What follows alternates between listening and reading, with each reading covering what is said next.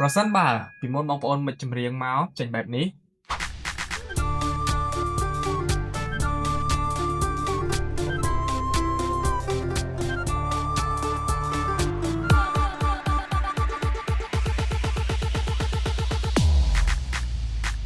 អញ្ចឹងប្រសិនបើបងប្អូនរៀនថ្នាក់ Mix and Mastering នេះហើយការងាររបស់បងប្អូននឹងចេញមកបែបនេះ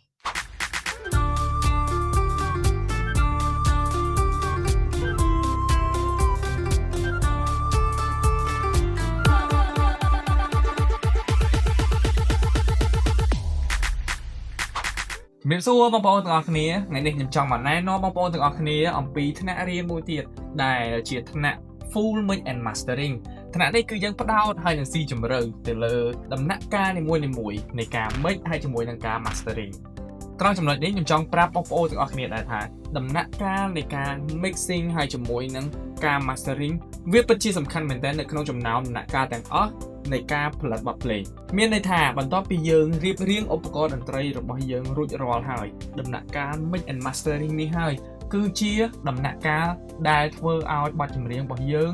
មានលក្ខណៈ 3D វាមានភាពរស់រវើកវាបែងចែក space របស់វាបានត្រឹមត្រូវវាគឺជាដំណាក់កាលដែលបន្ថែមអារម្មណ៍ជាដំណាក់កាលដែល producer ឬក៏អ្នកនិពន្ធបទភ្លេងម្នាក់បញ្ជូនអារម្មណ៍របស់ពួកគាត់ទៅឲ្យអ្នកស្ដាប់ហើយជាពិសេសវាគឺជាដំណាក់កាលដែលចាំបាច់នៅក្នុងការថ្លឹងថ្លែងបទចម្រៀងរបស់យើងមុនពេលដែលបទចម្រៀងរបស់យើងបញ្ជូនទៅកាន់គ្រប់ platform ផ្សេងៗដូចជា YouTube, Spotify, Apple Music ហើយជាមួយនឹង platform ផ្សេងៗជាច្រើនទៀតអ្នកដែលបានចុះឈ្មោះរៀនថ្នាក់នេះនឹងទទួលបានបទពិសោធន៍ថ្មីដោយសារតែថ្នាក់នេះអាចប្រឈមនឹងការលំបាកនៅក្នុងការស្វែងយល់អំពីបច្ចេកទេសMix លម្អិតនីមួយៗ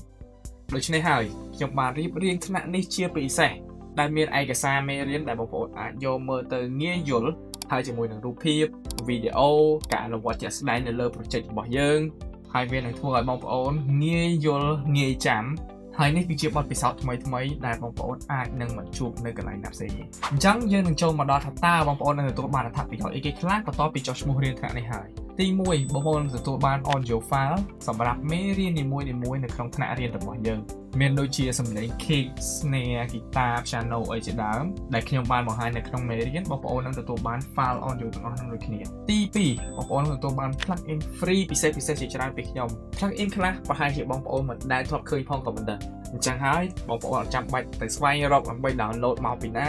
ឬក៏បងប្អូនទៅទិញអញ្ចឹងខ្ញុំនឹងផ្ដល់ជូនដោយឥតគិតថ្លៃតែម្ដងទី3បងប្អូននឹងទទួលបានការ support ពីខ្ញុំពេញមួយជីវិតចឹងសម្រាប់បងប្អូនដែលចូលរៀនថ្នាក់នេះហើយបងប្អូនមានចម្ងល់កន្លែងណាអត់យល់ដែលខ្ញុំពន្យល់ទៅហើយបងប្អូនប្រហែលជាចាប់មិនសូវបានបងប្អូនអាចឆាតមកខ្ញុំដើម្បីសាកសួរសំណួរបន្ថែមខ្ញុំនឹងព្យាយាមពន្យល់ទៅបងប្អូនទាំងអស់គ្នាឲ្យបងប្អូនយល់ហើយបន្តមកទៀតប្រសិនបើបងប្អូនមិចចម្រៀងហើយបងប្អូនត្រូវការ feedback ពីខ្ញុំគឺខ្ញុំរងចាំស្ដាប់ជារៀងរហូតអត់មានពេលកំណត់ទេទាំងនេះហើយគឺជាអ្វីដែលបងប្អូននឹងទទួលបាននៅក្នុងថ្នាក់រៀនមួយនេះអញ្ចឹងប្រសិនបើបងប្អូនចង់អភិវឌ្ឍខ្លួនឲ្យក្លាយទៅជា